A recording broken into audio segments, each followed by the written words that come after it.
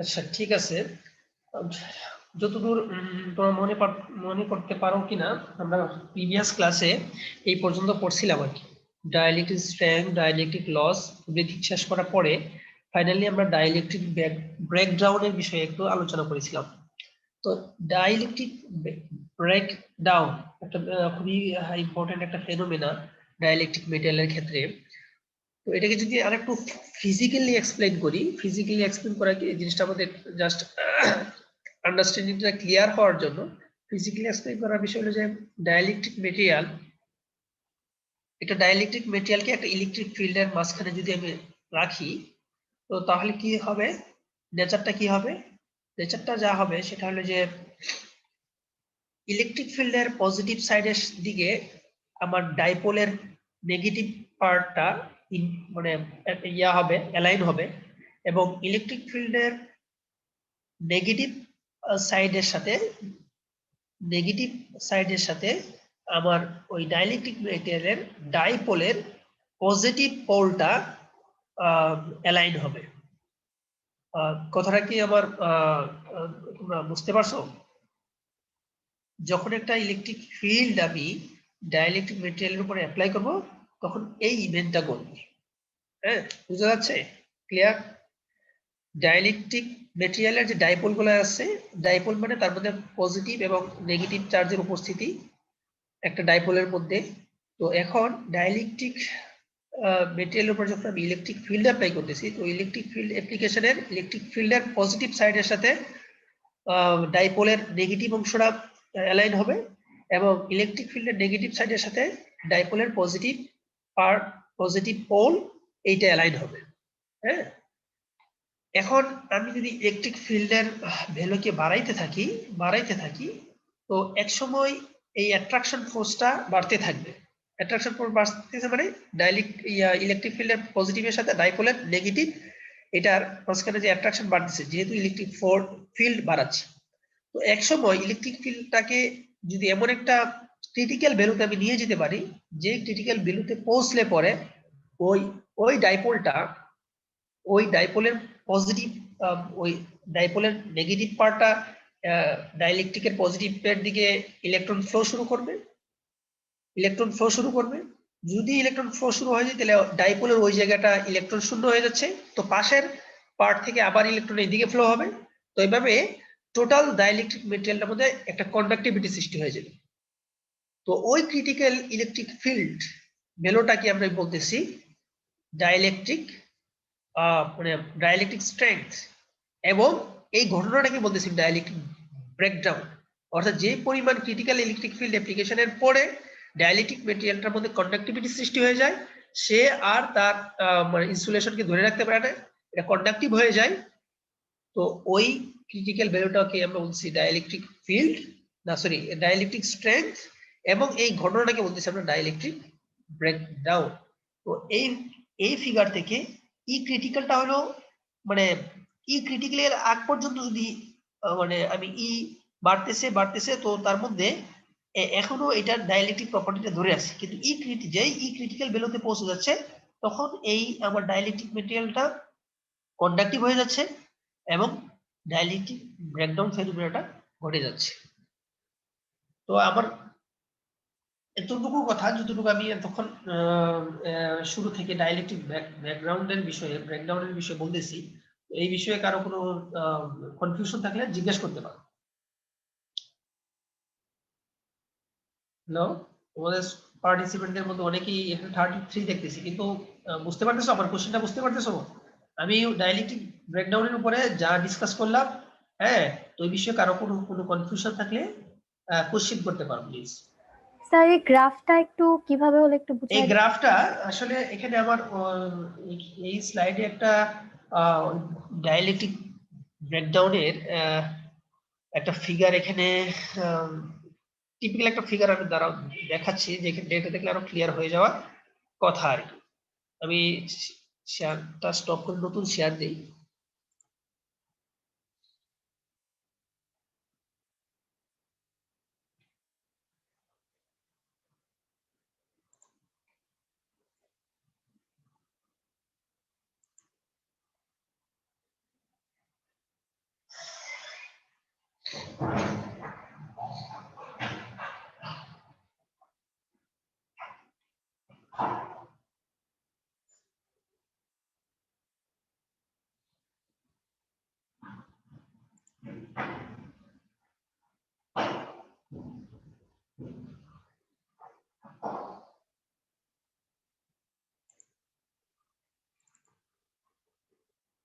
আমি উইকিপিডিয়া থেকে একটা স্ক্রিন শেয়ার করছি, তোমরা দেখতে পাচ্ছ? হ্যালো, জি স্যার। নতুন স্ক্রিন শেয়ারে স্ক্রিনের ডান পাশে একটা টিপিক্যাল পোলারাইজড ডাইলেকট্রিক মেটেরিয়াল এরকম একটা টিপিক্যাল একটা ফিগার কি দেখা যাচ্ছে? হ্যালো, জি স্যার, দেখা যাচ্ছে। দেখা যাচ্ছে।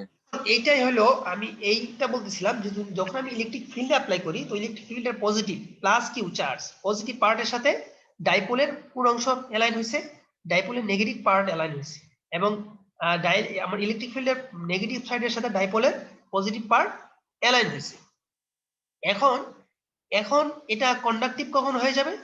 যখন এই ই ভ্যালুটা বাড়তে বাড়তে ই ক্রিটিক্যাল ভ্যালুতে পৌঁছে, তখনই এই ঘটনাটা ঘটবে যে এখান থেকে এই ডাইপোলের ইলেকট্রন, যেখানে আমার কার্সরটা আমি মুভ করাচ্ছি, এই ইলেকট্রনটা ওই ডাইপোল থেকে রিলিজ আউট হয়ে এই কন্ডাক্টরের মধ্যে দিয়ে পাস করে যাচ্ছে। যখন এখান থেকে ডাইপোল থেকে ইলেকট্রন রিলিজ আউট হয়ে যাচ্ছে তো ওই জায়গাটা খালি হয়ে যাচ্ছে, তো পাশের ডাইপোল থেকে ইলেকট্রনটা এখানে এসে এই জায়গাটা পূরণ করার চেষ্টা করতেছে। তো এইভাবে ইলেকট্রনের ফ্লো থেকে একটা ইলেকট্রিক কন্ডাক্টিভিটি ডাইলেকট্রিক মেটেরিয়ালের শুরু হয়ে যায়, এবং এই ঘটনাটাই হলো ডাইলেকট্রিক ব্রেকডাউন। এবং যেই ক্রিটিক্যাল ইলেকট্রিক ফিল্ডে এই ফেনোমেননটা ঘটে সেই ক্রিটিক্যাল ইলেকট্রিক ফিল্ডের ভ্যালুটাকে আমরা বলতেছি ডাইলেকট্রিক স্ট্রেংথ। ঠিক আছে, আশা করি তোমরা বুঝতে পারছো আর কি।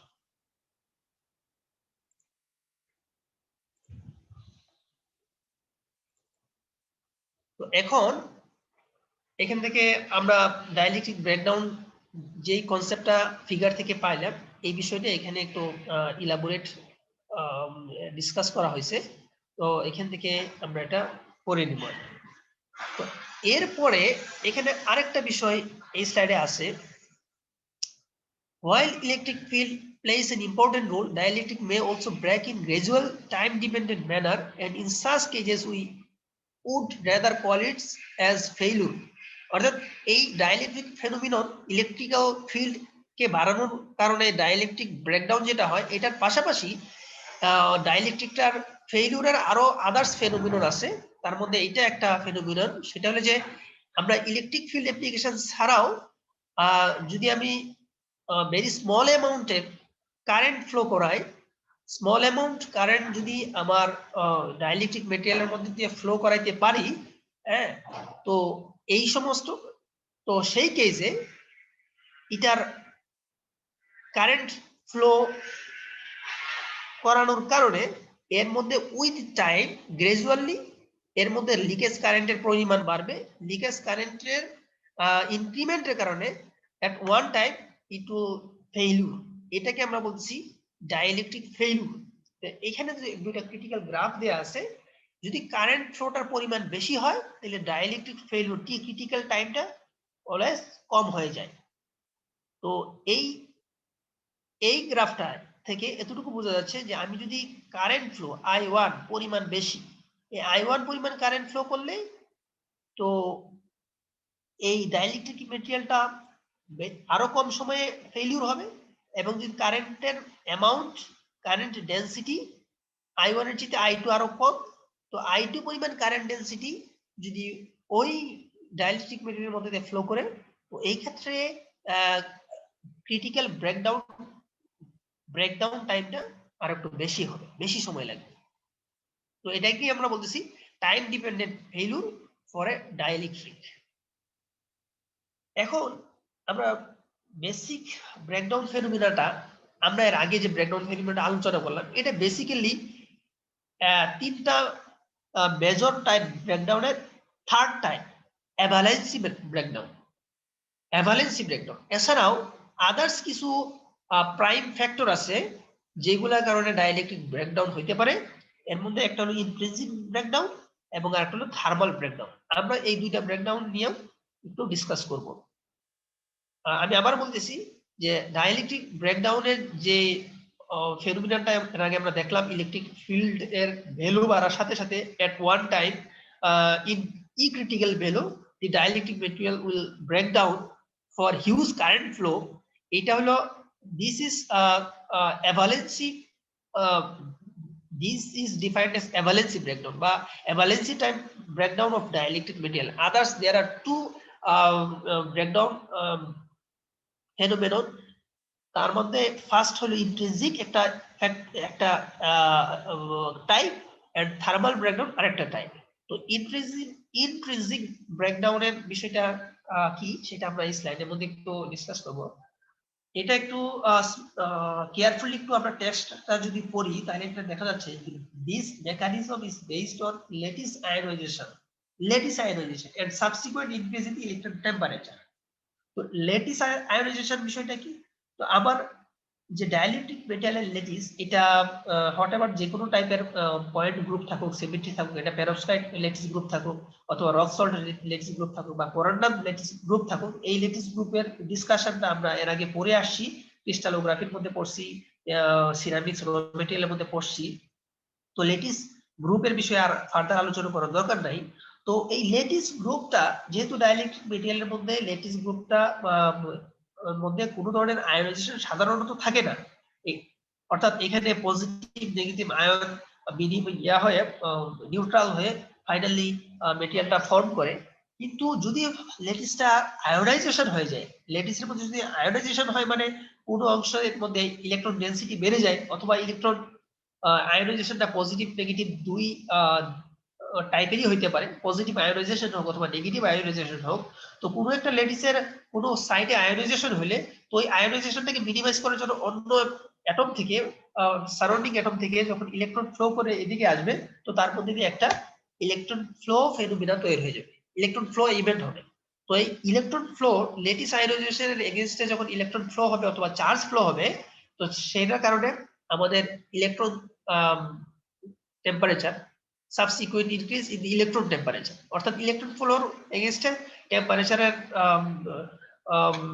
ইনক্রিমেন্ট হবে এবং এতে ক্রিটিক্যাল টেম্পারেচার এট ওয়ান ক্রিটিক্যাল টেম্পারেচার যত এখানে ইলেকট্রন ফ্লো বাড়তেছে ডাইইলেকট্রিক মেটেরিয়ালের মধ্যে ইন্টারনাল ইলেকট্রন ফ্লোর কারণে টেম্পারেচার রেইজ হচ্ছে, টেম্পারেচার রেইজ হওয়ার সাথে সাথে ইলেকট্রিক কারেন্ট ফ্লো বাড়তেছে এবং ইলেকট্রিক ফিল্ড বাড়তেছে এবং ই ক্রিটিক্যাল ইলেকট্রিক ফিল্ড হলো ওই ভ্যালু যেই ভ্যালুতে ডাইইলেকট্রিকটা আগের মতো ব্রেকডাউন হবে।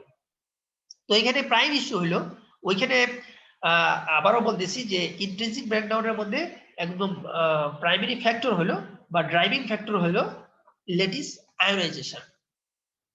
আচ্ছা, আর থার্মাল ব্রেকডাউন যেটা, থার্মাল ব্রেকডাউনের মধ্যে root cause of thermal type breakdown in the dielectric material, এটা হলো ডিফেক্ট। যদি আমার ডাইইলেকট্রিক মেটেরিয়ালটা ডিফেক্টিভ থাকে, এর মধ্যে কোনো পোরোসিটি আছে অথবা শর্টকিট ডিফেক্ট আছে, ফ্র্যাগিল ডিফেক্ট আছে, যে কোনো ধরনের ডিফেক্ট থাকে, তো যখন কারেন্ট হয়, current flows through defective sides, defective parts, তো এখানে হিউজ হিট ডিসিপেশন হয়, থার্মাল ডিসিপেশন হয়, থার্মাল হিট ডিসিপেশন হয়। থার্মাল হিট ডিসিপেশনের থেকে থার্মাল ব্রেকডাউন জেনারেট করে।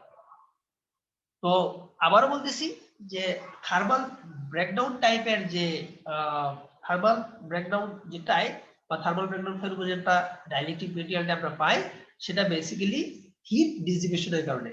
আর হিট ডিসিপেশনটা কোথা থেকে ঘটে? হিট ডিসিপেশন ঘটে যদি আবার ডাইইলেকট্রিক মেটেরিয়ালটা ডিফেক্টিভ হয় এবং ডিফেক্টিভ রিজিয়ন বা সাইটের মধ্যে দিয়ে যখন কারেন্ট ফ্লো হয়, তখন এখানে একটা হিউজ হিট ডিসিপেশনের একটা ইভেন্ট দেখা যায়। হ্যাঁ, তো সেই কারণে ফাইনালি টেম্পারেচার ডাইইলেকট্রিক মেটেরিয়ালে কুইক রেজ আপ হয় এবং এট এ টাইম এটার একটা ব্রেকডাউন হয়। তো this is thermal type breakdown. তাহলে কিন্তু আমাদের কোয়েশ্চেন আসতে পারে যে how many types of dielectric breakdown, discuss about themselves. How many types of dielectric breakdown, discuss about themselves. এটা আমাদের এখান থেকে আমরা এই কোশ্চেনটা পাইলাম। ওকে, এরপরে আদার্স কিছু টাইপের ব্রেকডাউন আছে, ডাইইলেকট্রিক ডিসচার্জ ব্রেকডাউন, ইলেকট্রোকেমিক্যাল বা মেকানিক্যাল ব্রেকডাউন আছে, এগুলা শর্টলি আমরা এখান থেকে পড়ে নেব। ডাইইলেকট্রিক ডিসচার্জ, ইলেকট্রোকেমিক্যাল ব্রেকডাউন, এগুলো আদার্স টাইপ, কিন্তু major 3 types of electric breakdown হলো এই আমাদের ইন্ট্রিনসিক ব্রেকডাউন, থার্মাল ব্রেকডাউন এবং অ্যাভালেন্সি ব্রেকডাউন। এই major 3 types of dielectric breakdown. আচ্ছা, এখন আমরা এখানে আছি, এটা আর একটা নতুন আর একটা টপিক নিয়ে আমরা আলোচনা করতেছি। ডাইলেকট্রিক মেটেরিয়ালের নতুন একটা টপিক, সেটাকে আমরা বলতেছি নন লিনিয়ার ডাইলেকট্রিক্স। তো তাহলে ডাইলেকট্রিক কয় টাইপের? Dielectric materials basically two types of dielectric materials. One হলো linear types dielectric material, second non linear types dielectric materials. তো non linear types dielectric materials এটাকে কিভাবে সংজ্ঞায়িত করা হয়, কিভাবে ডিফাইন করা হয়? অর্থাৎ যেই ডাইলেকট্রিক মেটেরিয়ালগুলো ডাইলেকট্রিক কনস্ট্যান্ট, আমরা ফার্স্ট ক্লাসে dielectric, what is dielectric constant, এটা ডেফিনিশন কি, ডাইলেকট্রিক কনস্ট্যান্ট বিষয়টা কি সেটা আমরা পড়েছি। তো ডাইলেকট্রিক কনস্ট্যান্টের ভ্যালু যদি পোলারাইজেশন মানে ইলেকট্রিক ফিল্ড অ্যাপ্লাই করা, পোলারাইজেশন চেঞ্জের সাথে যদি ডাইলেকট্রিক কনস্ট্যান্ট ভ্যালু যদি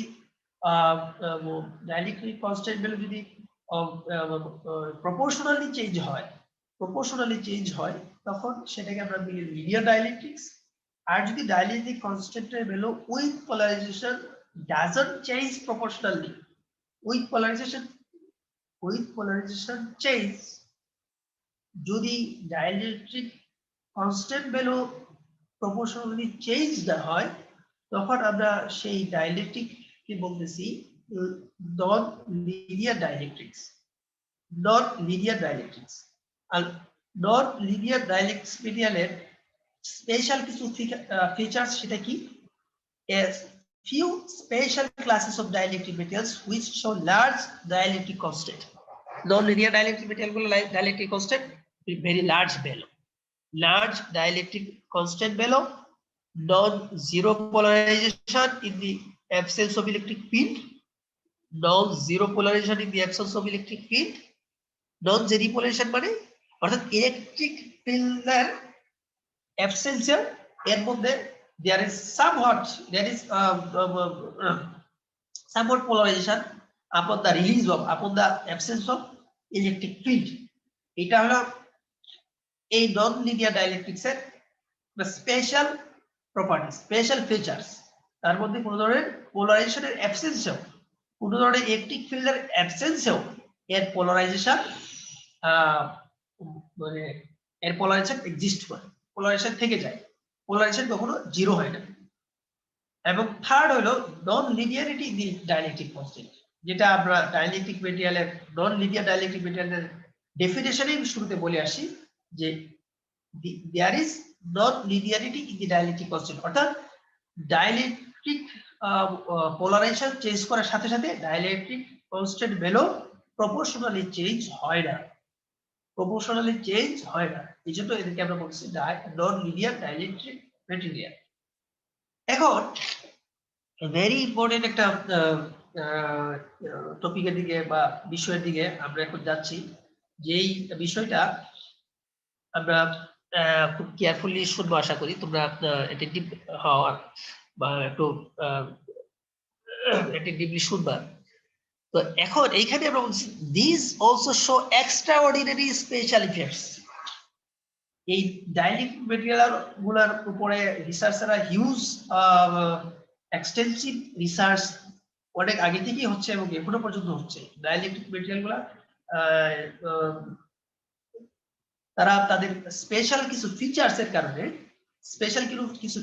কারণে ন্যানো ইলেকট্রনিক্স, মাইক্রো ইলেকট্রনিক্স এর মধ্যে এখন খুব বেশি পরিমাণ এদের অ্যাপ্লিকেশন হচ্ছে। তো এখন আসলে এদের স্পেশাল ফিচারটা কি? এক্সট্রাঅর্ডিনারি স্পেশাল কিছু ফিচার্স আছে, কিছু প্রপার্টিজ আছে, যেটা আমরা এখন আলোচনা করব। তো coupling of strain and electric field, coupling of strain and electric, এই কথাটা মানে হলো তো পাইজোইলেকট্রিক সিরামিক্স, ব্র্যাকেটে আমি দিয়েছি পাইজোইলেকট্রিক সিরামিক্স, অর্থাৎ আমি যদি মেকানিক্যাল ফিল্ড অর্থাৎ স্ট্রেস অ্যাপ্লাই করি বা স্ট্রেইন অ্যাপ্লাই করি, তো এই মেকানিক্যাল এনার্জি আমি এখানে অ্যাপ্লাই করার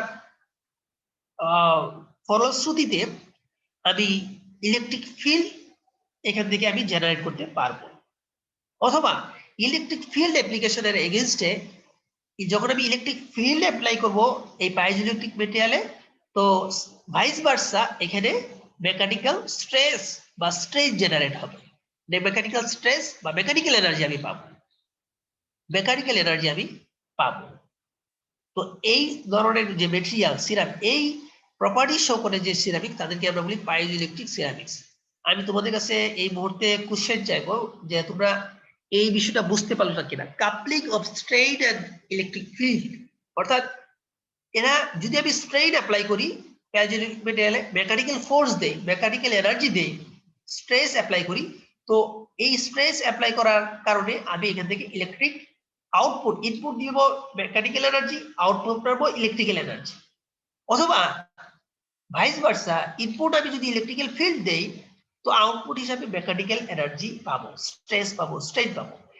এইরকম ফিচার শো করে যে মেটেরিয়াল গুলা, যে টাইপের সিরামিক্স গুলা এই কাপলিং অফ স্ট্রেস অথবা স্ট্রেন এর ইলেকট্রিক ফিল্ডের কাপলিং যারা শো করে বা যাদের শো করার ক্যাপাবিলিটি আছে, তাদেরকে আমি বলছি পাইজো ইলেকট্রিক সিরামিক্স, তাদেরকে আমি বলতেছি পাইজোইলেকট্রিক সিরামিক্স। নিশ্চয়ই তোমরা পাইজোইলেকট্রিক সিরামিক্স এর নাম বা মেটেরিয়ালস এর আগে শুনছো। তো আসলে পাইজোইলেকট্রিসিটির ঘটনাটাই হলো এটা, যে এইরকম মেটেরিয়ালের মধ্যে যখন আমি মেকানিক্যাল ফিল্ড অ্যাপ্লাই করি, তো ইলেকট্রিক্যাল ফিল্ড আউটপুট পাই, অথবা ইলেকট্রিক্যাল ফিল্ড আমি যদি অ্যাপ্লাই করি, তো মেকানিক্যাল ফিল্ড আমার আউটপুট হিসেবে আসে। এটা তোমরা বুঝতে পারছো? ক্লিয়ার? হ্যালো, পার্টিসিপেট যারা আছে আনমিউট করে একটু ফিডব্যাক দিতে পারো যে বিষয়টা ক্লিয়ার কিনা। এটা খুবই গুরুত্বপূর্ণ, খুবই ভেরি ইম্পর্টেন্ট। এবং তোমাদের ডাইইলেকট্রিক মেটেরিয়ালের মধ্যে এই পাইজোইলেকট্রিক সিরামিক্স নিয়ে খুব এক্সটেন্সিভ রিসার্চ হইতেছে, আগেও হয়েছে, সামনেও হবে। এবং তোমাদের অনেকেই থিসিস টপিক চুজ করে এই সমস্ত প্রপার্টির বেসিসে, পাইজোইলেকট্রিক সিরামিক্স এর প্রপার্টির বেসিসে এটা পারফরমেন্স মেজার করে অনেকেই এগুলো নিয়ে থিসিস করছে, আমাদের স্টুডেন্টরা ইতিমধ্যেই করছে। তো এটা তোমরা বুঝতে পারছো তো নাকি? মেকানিক্যাল ফিল্ড আমি তো বললাম যে স্ট্রেস অথবা স্ট্রেইন, অর্থাৎ এখানে প্রেসার, যদি আমি ফর এক্সাম্পল প্রেসার তোমাদেরকে একটা মানে যদি একটা উদাহরণ এক্সাম্পল দিই, তো এখন নাওয়াডেজ এখন অনেক পাইজোইলেকট্রিক মেটেরিয়ালস সাধারণত রাস্তায় পিচের নিচে, রাস্তায় যে পিচ করা হয়, পিচের নিচে এরকম কিছু মেটেরিয়ালকে আমরা রেখে দিই, পাইজোইলেকট্রিক কিছু মেটেরিয়াল রাখা হয়। এটা আমাদের দেশে বাস্তবায়িত হয়নি, অনেক ডেভেলপ করলে এরকম অনেক আছে। তো ওই পিচের নিচে মেটেরিয়াল রাখার কারণে এখন এর উপর দিয়ে যে ওই পিচের উপর দিয়ে যখন হেভি লোডেড ট্রাক, বাস যায়, কাভার্ডমেন্ট যাই হোক, এগুলো যখন চলে, তো এখানে সে একটা প্রেসার ফিল করে, মেকানিক্যালি প্রেসারটা ফিল করার সাথে সাথে ও একটা ইলেকট্রিক্যাল আউটপুট দেয়, ইলেকট্রিক্যাল এনার্জির আউটপুটটা, এটা সাউন্ড হিসেবে আমি আউটপুট দিতে পারি, আল্ট্রাসোনিক ওয়েভ হিসেবে আউটপুট দিতে পারি, অথবা আমি লাইট হিসেবে আউটপুট দিতে পারি। লাইট হিসেবে যদি আমি আউটপুট নেই, হ্যাঁ, লাইট হিসেবে আউটপুট দিতে পারি, ম্যাগনেটিজম হিসেবে আউটপুট দিতে পারি, যে কোনো ভাবে।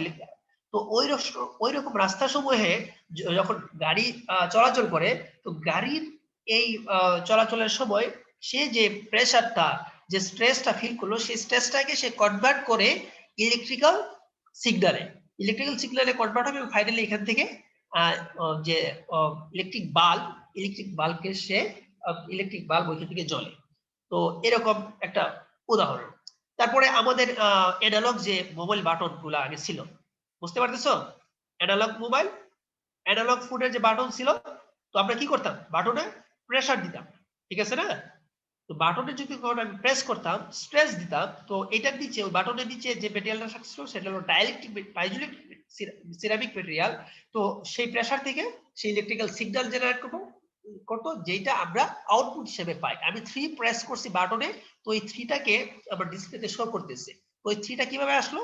আসছে আবার এই মেকানিক্যাল ফোর্সটাকেই সে পাইজোইলেকট্রিক মেটেরিয়ালটা ইলেকট্রিক্যাল সিগন্যালে কনভার্ট করছে। এবার বুঝতে পারছো? ওকে, তাহলে পাইজোইলেকট্রিক সিরামিক্স আমরা গেলাম, বুঝলাম। এরপরে এই পাইজোইলেকট্রিক সিরামিক্স এর মধ্যেই কিছু সাব গ্রুপ আছে। সাব গ্রুপ কিরকম? তো টেম্পারেচার ডিপেন্ডেন্স অফ পোলারাইজেশন, অর্থাৎ টেম্পারেচার বাড়ার সাথে পোলারাইজেশন চেঞ্জ হয়। তো পাইজোইলেকট্রিক সিরামিক্স এর মধ্যে যারা টেম্পারেচার ডিপেন্ডেন্স অফ পোলারাইজেশন এইটা শো করে তাদেরকে আমরা বলছি পাইরোইলেকট্রিক সিরামিক্স, পাইরোইলেকট্রিক সিরামিক্স। এবং আরেকটা হলো যে প্রেসেন্স অফ লার্জ, লাস্ট প্যারা, presence of large polarisation in absence of electric field, অর্থাৎ কোনো ধরনের ইলেকট্রিক ফিল্ড ছাড়াই দেয়ার ইজ স্পন্টেনিয়াস পোলারাইজেশন, অর্থাৎ এর মধ্যে বিল্ট ইন পোলারাইজেশন আছে, বিল্ট ইন।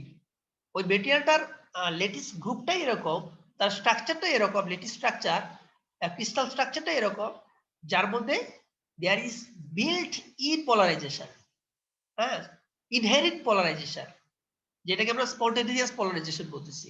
অর্থাৎ তার মধ্যে কোনো রকম ফোর্স টোর্স কিছু, কোনো রকম এনার্জি অ্যাপ্লিকেশনের কোনো দরকার নেই, কোনো ইলেকট্রিক ফিল্ড অ্যাপ্লিকেশনের কোনো প্রয়োজন নাই, কোনো মেকানিক্যাল ফিল্ড অ্যাপ্লাই করতে হয় না, এমনিতেই it generates polarization, there is inherent polarization. এইটাকে আমরা বলতেছি স্পন্টেনিয়াস পোলারাইজেশন। এবং স্পন্টেনিয়াস পোলারাইজেশন শো করে যে সিরামিক্স গুলো তাদেরকে আমরা বলতেছি ferroelectric ceramics, ferroelectric ceramics. Okay, বুঝতে পারলা? হ্যাঁ, ওকে, আশা করি বুঝতে পেরেছো আর কি। তো এখন একটা স্লাইডে আমরা নিয়ে আসতেছি এই জিনিসটাকে, আমরা এই ফ্লো ডায়াগ্রামে আমরা কি দেখতে পাচ্ছি? এইখানে ফ্লো ডায়াগ্রামে আমরা দেখতে পাচ্ছি যে পাইজোইলেকট্রিক সিরামিক্স গুলার সাব গ্রুপ গুলা নিয়ে আলোচনা করতেছি। There is 32 symmetry point groups. এটা কি আমাদের ক্রিস্টাল স্ট্রাকচারে আশা করি তোমরা পড়ছো, ক্রিস্টালোগ্রাফিতে পড়ো নি? 32 সিমেট্রি পয়েন্ট গ্রুপ আছে। তো টোটাল 32 সিমেট্রি পয়েন্ট গ্রুপ আমাদের যত মেটেরিয়ালের স্ট্রাকচার আছে, ক্রিস্টাল স্ট্রাকচার আছে, সমস্ত মেটেরিয়ালের ক্রিস্টাল স্ট্রাকচার গুলা উপরে রিসার্চ করে আমরা কয়টা গ্রুপ পাইছি? 32 সিমেট্রি পয়েন্ট গ্রুপ পাইছি। তো 32 সিমেট্রি পয়েন্ট গ্রুপের মধ্যে 11টা পয়েন্ট গ্রুপ আছে যারা সেন্ট্রোসিমেট্রিক। সেন্ট্রোসিমেট্রিক মানে দুইটা কথা এখানে আছে, সেন্ট্রোসিমেট্রিক, নন সেন্ট্রোসিমেট্রিক। নন সেন্ট্রোসিমেট্রিক, সেন্ট্রোসিমেট্রিক। সেন্ট্রোসিমেট্রিক কোনগুলা? যাদের সেন্টার, ফর এক্সাম্পল যদি আমি একটা প্যারোক্সাইড স্ট্রাকচার বলি, প্যারোক্সাইড স্ট্রাকচারের মধ্যে কি থাকে? সেন্টার একটা পজিটিভ চার্জ থাকে, পজিটিভ আয়ন থাকে। 8 কর্নারের মধ্যে 8 কর্নারের মধ্যে আয়ন থাকে এবং ফেসের মধ্যে থাকে। তো 6টা ফেস, যে 6টা ফেস আছে, ফেসের মধ্যে যদি নেগেটিভ আয়ন থাকে, অক্সিজেন, বেরিয়াম টাইটেনিয়াম একটা পেরোক্সাইড মেটেরিয়াল, এর 6টা ফেসে, ফেস সেন্টারে 6টা অক্সিজেন আছে। আর 8টা কর্নারে কি আছে? বেরিয়াম আয়ন আছে। আর সেন্টারে আছে টাইটেনিয়াম আয়ন, একদম সেন্টার পজিশনে। তো সেন্টার পজিশনে নেট পজিটিভ চার্জ এবং নেট নেগেটিভ চার্জ যদি নিউট্রালাইজ হয়, net positive and net negative charge, net positive charge কোথা থেকে আসবে? নেট পজিটিভ চার্জ আসবে পজিটিভ মলিকুল থেকে, নেট নেগেটিভ চার্জ আসবে নেগেটিভ মলিকুল থেকে। তো সেন্টার পজিশনে net positive and net negative চার্জের মধ্যে যদি নিউট্রালাইজ হয়ে যায়, তাহলে এর মধ্যে কোনো ধরনের নেট কোনো চার্জ থাকবে না। সেটাকে আমি বলি this type of point group are centrosymmetric. Non-centrosymmetric কোনটা? যদি আমার ওই স্ট্রাকচার, ওই লেটিস স্ট্রাকচারের সেন্টার পজিশনের মধ্যে নেট পজিটিভ চার্জ এবং নেট নেগেটিভ চার্জের নিউট্রালাইজেশন না হয়, তো এটাকে আমি বলছি নেট নন সেন্ট্রোসিমেট্রিক। নন সেন্ট্রোসিমেট্রিক হওয়ার কারণে তাদের মধ্যে একটা নেট একটা পজিটিভ নেগেটিভের চার্জের উপস্থিতি থাকবে। নেট পজিটিভ চার্জ কি? সেন্টার পজিশনের মধ্যে আবার পজিটিভ চার্জটা সেন্টার থেকে একটু ডিস্টর্টেড হয়ে উপরে থাকবে। তো যদি উপরে positive charge, net positive charge থাকে, তো সিমিলারলি অতটুকু দূরত্বে সেন্টার থেকে অতটুকু নিচে নেট নেগেটিভ চার্জের উপস্থিতি হবে। That is dipole. সেন্ট্রোসিমেট্রিক গ্রুপের মধ্যে কোনো ধরনের ডাইপোলের উপস্থিতি নাই, বাট নন সেন্ট্রোসিমেট্রিক পয়েন্ট গ্রুপের মেটেরিয়ালগুলোর মধ্যে ডাইপোলের উপস্থিতি আছে। যেহেতু তাদের মধ্যে ডাইপোলের উপস্থিতি আছে, so they are piezoelectric ceramics. এখন নন সেন্ট্রোসিমেট্রিক মেটেরিয়ালের মধ্যে পাইজোইলেকট্রিক সিরামিক্স কয়টা? 21টা পয়েন্ট গ্রুপের মধ্যে দেয়ার ইজ ওয়ান এক্সেপশন, একটা ব্যতিক্রম ছাড়া বাকি 20টা পয়েন্ট গ্রুপের মধ্যেই পাইজোইলেকট্রিক প্রপার্টি পাওয়া যায়। পাইজোইলেকট্রিক প্রপার্টি একটা পয়েন্ট গ্রুপ ছাড়া নন সেন্ট্রোসিমেট্রিকের একটা পয়েন্ট গ্রুপ ছাড়া বাকি 20টা পয়েন্ট গ্রুপের মধ্যে আমরা পাইজোইলেকট্রিক প্রপার্টি পেয়ে থাকি। সেই জন্য অর্থাৎ পাইজোইলেকট্রিক প্রপার্টি কি মানে যে স্ট্রেস দিব পোলারাইজেশন পাবো, পোলারাইজড আন্ডার স্ট্রেস, স্ট্রেস দিলে পোলারাইজেশন পাবো, দ্যাট মিন্স ইলেকট্রিক আউটপুট পাবো। তো 20টা পয়েন্ট গ্রুপ পাইজোইলেকট্রিক। এখন পাইজোইলেকট্রিক পয়েন্ট গ্রুপগুলোর মধ্যে 10টা পয়েন্ট গ্রুপ এরকম আছে যারা পাইজোইলেকট্রিক প্রপার্টি শো করে, অর্থাৎ তারা পোলারাইজড আন্ডার টেম্পারেচার। পাইজোইলেকট্রিক 20টা পয়েন্ট গ্রুপের মধ্যে 10টা point group pyroelectric property show করে। পাইরোইলেকট্রিক প্রপার্টিটা এখানে আমরা ব্র্যাকেটে আবার ইন্ডিকেট করতেছি, আবার এখানে শর্টলি বলে দিছি পোলারাইজড আন্ডার টেম্পারেচার। আর পাইরোইলেকট্রিক যে মেটেরিয়াল গুলো আছে যারা পোলারাইজড আন্ডার টেম্পারেচার, হ্যাঁ, তো এদের মধ্যে কিছু সাবগ্রুপ আছে যারা ফেরোইলেকট্রিক। সব পাইরোইলেকট্রিক ফেরোইলেকট্রিক নয়, সব ফেরোইলেকট্রিক কিন্তু পাইরোইলেকট্রিকের অংশ। ফেরোইলেকট্রিক মানে তারা, এর আগে আমরা ডেফিনেশন দিছি, ferroelectrics are those ceramic materials which show spontaneous polarization. They doesn't need any electric field application. They doesn't need any electric field application to be polarized because they possesses spontaneous polarization. There is built-in polarization. There is inherent polarization in ferroelectric material. তো সুতরাং ferroelectric material এর special feature, তারা spontaneously polarised হয়। Spontaneous পোলারাইজেশনের সাথে সাথে তাদের মধ্যে reversible polarisation আছে। রিভার্সিবল পোলারাইজেশন মানে অর্থাৎ ইলেকট্রিক ফিল্ড, এসি ফিল্ড যদি আমি অ্যাপ্লাই করি, AC electric field, AC current, তো এসি কারেন্ট হলে তার কি হয়, তার মধ্যে একবার পজিটিভ একবার নেগেটিভ। তো এসি কারেন্টের একটা এসি কারেন্টের মানে হাফ পার্ট সাইনুসয়েডাল ওয়েভ, মানে সাইনুসয়েডাল ওয়েভ হওয়ার কারণে আপার half part positive, lower half part negative wave. তো পজিটিভ যখন ফিল্ড অ্যাপ্লাই করতেছি, হ্যাঁ, তখন সে যেভাবে পোলারাইজ হয়েছে, তো পোলারাইজেশন যে ডাইরেকশন, যখনই আমি লোয়ার হাফ পার্ট সাইনুসয়েডাল ওয়েভের লোয়ার হাফ পার্ট অ্যাপ্লাই করতেছি, তখন এই লোয়ার হাফ পার্ট অ্যাপ্লাই করার কারণে ইলেকট্রিক ফিল্ড যেরকম আমি চেঞ্জ করছি, ইলেকট্রিক ফিল্ড ডাইরেকশন চেঞ্জ করার সাথে সাথে যদি ডাইপোল গুলা ডাইরেকশন চেঞ্জ করে অ্যালাইন হইতে পারে, তো সেটাকেই বলতেছি আমি, যদি অ্যালাইন হয় তাহলে এই ক্যাপাবিলিটিকে বলি রিভার্সিবল পোলারাইজেশন। আর যদি তারা অ্যালাইন হইতে না পারে, তো সেটাকে বলি ইরিভার্সিবল পোলারাইজেশন। অর্থাৎ ইলেকট্রিক ফিল্ডের ডাইরেকশন চেঞ্জ করার সাথে সাথে যদি আমার ডাইপোল গুলা অ্যালাইনমেন্ট ইলেকট্রিক ফিল্ডের এর সাথে চেঞ্জ হয়ে ইলেকট্রিক ফিল্ডের সাথে আবার অ্যালাইন হতে পারে, ইলেকট্রিক ফিল্ড চেঞ্জ, ডাইপোল গুলা রিভার্স ডাইরেকশনে যায়, তাদের ডাইরেকশন চেঞ্জ করছে, তো এটাকে আমি বলি রিভার্সিবল ডাইরেকশন। অর্থাৎ ইলেকট্রিক ফিল্ড ডাইরেকশন চেঞ্জ, সাথে সাথে ওই ডাইপোলের direction change, this is reversible polarization. তো এরকম স্পন্টেনিয়াস এন্ড রিভার্সিবল পোলারাইজেশন যারা শো করে তাদেরকে আমরা বলি ফেরো ইলেকট্রিক সিরামিক। তো এখন এই চার্টটাই আমরা এখন আমরা এখানে সামারাইজ করছি। সামারাইজ করে ফাইনাল কথা আমি বলেছি, so by default all ferroelectric materials are simultaneously pyroelectric and piezoelectrics. All ferroelectric materials are simultaneously pyroelectric এবং piezoelectric। অর্থাৎ ferroelectric মানে সে pyroelectric, আর pyroelectric তো piezoelectric এর অংশ, তার মানে ferroelectric মানেই pyroelectric এবং piezoelectric। Similarly, all pyroelectric materials are by default piezoelectrics, কিন্তু pyroelectric মানে যেহেতু এই piezoelectric এর অংশ, সুতরাং all pyroelectric materials are by default part of piezoelectric, but by default not all piezoelectric are ferroelectric। তো এখন আমি তোমাদেরকে 2-3 মিনিট একটু 2 মিনিট সময় দিচ্ছি, তোমরা এক্সপেক্ট করতেছি আমি যে তোমরা সবাই এটা কুইক পড়বে, পরে কোনো কোশ্চেন থাকলে আমার কাছে শো করবে। এটা খুবই ভেরি ইম্পর্টেন্ট স্লাইড।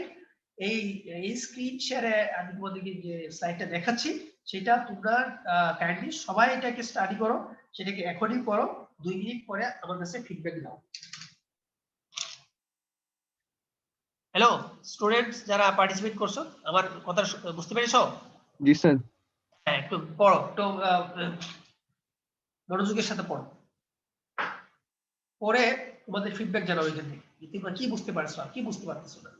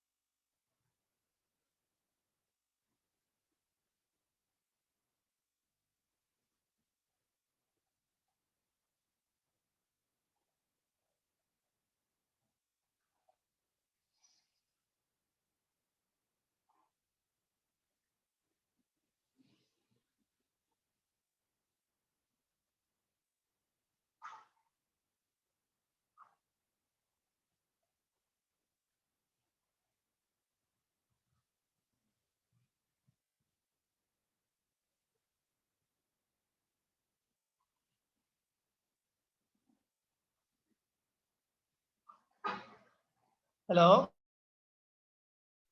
স্টুডেন্টদের মধ্যে তোমরা এটা যারা পড়েছো ভালো করে, আশা করি সবাই পড়ছো, আহ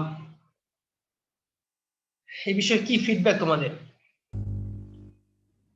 স্যার পোলার ক্রিস্টালটা যদি একবার একটু বলতেন স্যার। হ্যাঁ হ্যাঁ, কোনটা কোনটা? পোলার ক্রিস্টাল স্যার, এই 4 নাম্বার লাইনটা, মানে 4 নাম্বার প্যারার লাল অংশটা স্যার। হ্যাঁ, এই যে, স্যার 2 নাম্বার বুঝিনি স্যার।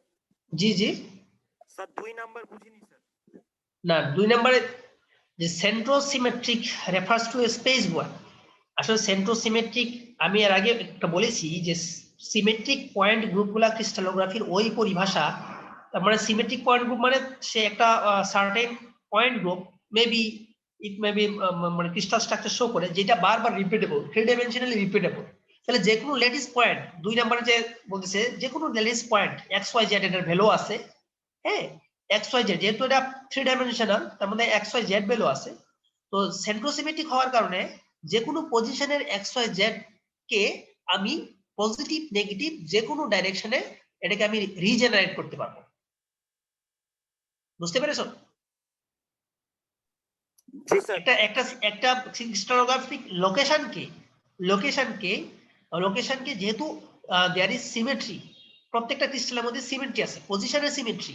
তো সুতরাং একটা পজিশন, ফিক্সড একটা পজিশন এক্স ওয়াই জেড যেরকম পজিটিভ ডাইরেকশনে একটা পজিশন আছে, এটারই জাস্ট ভাইস ভার্সা নেগেটিভ ডাইরেকশনে এইটারই একটা রিপিট, এই পয়েন্টটাকে রিপিট করা যাবে ইন দা নেগেটিভ ডাইরেকশন। ঠিক আছে? তো এই পয়েন্টটা রিপিট করা যাবে।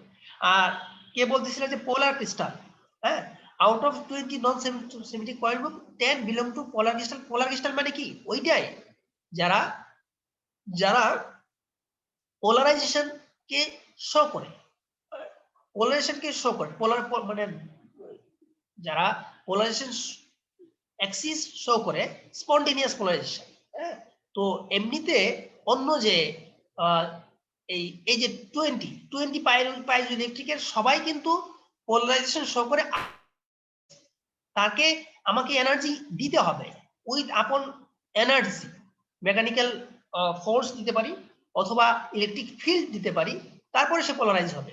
কিন্তু স্পন্টেনিয়াস পোলারাইজেশন যারা শো করে তাদের জন্য কোনো ধরনের ইনপুট এনার্জি দরকার হয় না, ইনপুট কোনো মেকানিক্যাল এনার্জি ফিল্ড অথবা ইলেকট্রিক্যাল এনার্জি ফিল্ডের কোনো দরকার পড়ে না। তারা তাদের মধ্যে একটা বিল্ট ইন ইনহেরেন্ট একটা পোলারাইজেশন তাদের স্ট্রাকচার থেকে আসে। যেরকম ফর এক্সাম্পল আমরা, এটা আমাদের কাছে ভেরি প্রমিনেন্ট একটা এক্সাম্পল হলো আমাদের bismuth ferrite ceramics, barium titanate ceramics. হ্যাঁ, এই ধরনের সিরামিক্স গুলোর মধ্যে স্পন্টেনিয়াস পোলারাইজেশন আছে from their structure, from their crystal structure. কারণ এখানে টাইটেনিয়াম আয়ন, তারপরে বিসমাথ আয়ন, এই যে বিসমাথ ফেরাইটের মধ্যে বিসমাথ আয়নটা, বিসমাথ মলিকুলটা জাস্ট সেন্টার থেকে একটু উপরে নিচে আপ এন্ড ফ্রো এটা মুভ করতে পারে। তো যেহেতু এটা সেন্টারে মধ্যে স্থির না, আপ এন্ড ফ্রো মুভ করে, সুতরাং এখানে একটা অটোমেটিক ইলেকট্রিক্যাল ডাইপোল জেনারেট করে।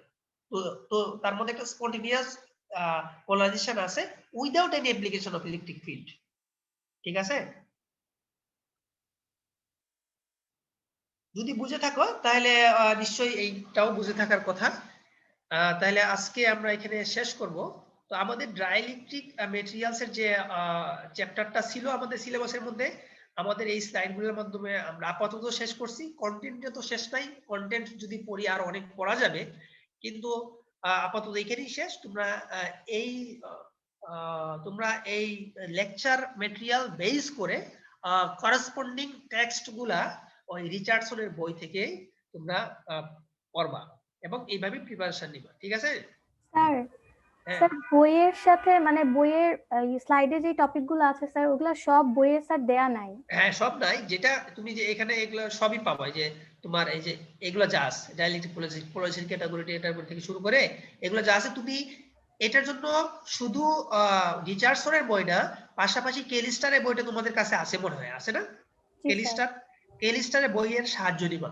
হ্যাঁ, একটা বইয়ের মধ্যে তো আর সবকিছু গুছানো থাকে না, একটা প্রেজেন্টেশন স্লাইড তো কয়েকটা বই নেট ঘেটে তৈরি করা হয়। তো এই জন্য তোমরা নেটেরও সাহায্য নিবা, আর বিশেষ করে রিচার্ডসনের বই এবং কেলিস্টার দুইজনের বই থেকে সাহায্য নিত। স্যার, ঠিক আছে? হ্যাঁ স্যার টেম্পারেচার ভার্সেস মানে পোলারাইজেশন ভার্সেস টেম্পারেচার যে স্লাইডটা ছিল ওইটা স্যার রিচার্ডসনের বই থেকে পড়তে বলছিলেন। তো হ্যাঁ হ্যাঁ ওখানে খুব বেশি স্যার মানে লেখা নাই স্যার ওইরকম কয়েকটা ফিগার দেওয়া আছে ওইরকম ব্যাখ্যা নাই স্যার। না ফিগার গুলাই তোমার একটা বড় ব্যাখ্যা, বুঝতে পারছো? ওইখানে ফিগার গুলো খুব ভালো। তুমি রিলেভেন্ট কিছু কিছু টেক্সট বা কিছু ব্যাখ্যার জন্য তুমি ইন্টারনেটের আশ্রয় নাও, অথবা ওই ইয়া করো, ওই কি বলে এটাকে, কার বইটা, ক্যালিস্টারের বই, 2-3টা বই দেখো, আশা করি পেয়ে যাবে। কিন্তু ওইখানে গ্রাফগুলো ভেরি ইম্পর্টেন্ট, ঠিক আছে? জি স্যার। আচ্ছা ঠিক আছে, তাহলে তোমাদের এই রোল নাম্বারটা তো দাও, চ্যাট বক্সের মধ্যে কুইক দিয়ে দাও। হ্যাঁ স্যার হ্যাঁ। স্যার রিচার্ডসনের বইটার সফট কপি স্যার আপনি দিবেন বলছিলেন। না আমি তো দিয়েছি তো, সিআর কে দিয়েছি না, মেল দিয়েছি। হ্যাঁ আমার যতদূর মনে পড়ে আমি মেল দিয়েছি। দাও কার কাছে, তোমাদের সিআর কে, আরিফুল বাড়ি নাকি? হ্যাঁ আরিফুল বাড়ি না? আমি রিচার্ডসনের বই তোমাদেরকে আমি গত 11 দিন আগে, গত 30শে ডিসেম্বর আমি দিয়েছি। হ্যাঁ তোমাদের যে সিআর রিফাত আরিফুল বাড়ি, ওর কাছে দেয়া আছে, তোমরা কালেক্ট করে নিবা। আমার এখানে মেইল সেন্ড দেখাচ্ছে, এবং এটা 30শে ডিসেম্বর, জি ঠিক আছে? স্যার। এবং ক্যালিস্টার বোর্ডে তো তোমাদের সবার কাছে আছে। হ্যাঁ স্যার রোল 14 এর বাসায় স্যার কারেন্ট চলে গেছে স্যার, আপনাকে বলতে বললো স্যার। কে তুমি, কে রাজন? স্যার আমি রোল 16 রোল 14 এর বাসায় কারেন্ট চলে গেছে। ও আচ্ছা তাই, 14 এর মাসে কাজ দিয়ে গেছে। আচ্ছা 14 এগুলো সত্য কথা নাকি? জি স্যার ও আমাকে মাত্রই ফোন দিল আমার তো স্যার, তখন ক্লাসে ছিল আর কি স্যার, হঠাৎ করে কারেন্ট চলে গেছে। আচ্ছা আচ্ছা অর্ডার করে কাজ দিয়ে গেছে। হ্যাঁ আচ্ছা ঠিক আছে, ঠিক আছে, তোমরা যাদের রোল নাম্বারটা দেওয়া হয়েছে লিভ করো। হ্যাঁ স্যার রোল 41 স্যার এখন ঢুকতে পারতেছে না বললো স্যার, ফোন দিছিল। কোন দিছিল 41 শুনি, এখন ঢুকতে পারছে না শুরুতে? স্যার ওর নাকি ছিল স্যার, এখন ঢুকতে পারতেছে না। অ্যাটেন্ডেন্সটা আমি শুরুতেই, আমি পরের ক্লাস থেকে শুরুতেই দিয়ে দিব। হ্যাঁ জি স্যার আপনাকে জানাতে বললো স্যার, রোল শুরুতেই আমি দিয়ে দিব। আচ্ছা ঠিক আছে, থাক আর দিতে হবে না, পরে দিন শুরুতেই দিয়ে দিব, আমি দিয়ে দিছি। জি স্যার। আচ্ছা স্যার স্যার হ্যাঁ হ্যাঁ স্যার আরিফুল বাড়ি বলছিলাম স্যার। হ্যাঁ বলো। স্যার আপনি বইটা পাঠিয়ে দিয়েছেন স্যার? হ্যাঁ হ্যাঁ তোমাকে আমি বহুত আগে ফোন দিয়েছি, এটা আজকে থেকে 11 দিন আগে, 30শে ডিসেম্বর।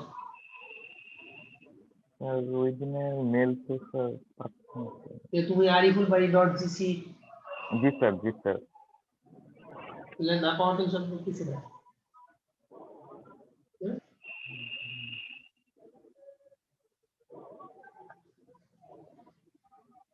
হ্যাঁ? এখন আবার দেখো গেছে কিনা, আমি আবার দিয়েছি। জি স্যার। হ্যাঁ অ্যাটাচমেন্টটা তো দেখাচ্ছে আমার বইয়ের লেকচার, আমি এবার আবার দিলাম আর কি। ঠিক আছে জি স্যার এখন পেয়েছি স্যার। পেয়েছো? জি স্যার। স্যার এই স্লাইডটাও স্যার একটু দিয়ে দিলে হ্যাঁ ভালো। স্লাইডও দেওয়া আছে। জি sir. Sir dielectric slide sir. হ্যাঁ হ্যাঁ জি স্যার পেয়েছি স্যার এখন। বেশ, যাদের অ্যাটেন্ডেন্স হয়ে গেছে সবাই মনে হয় দিয়ে দিচ্ছ, অ্যাটেন্ডেন্স লিভ করতে পারবো না।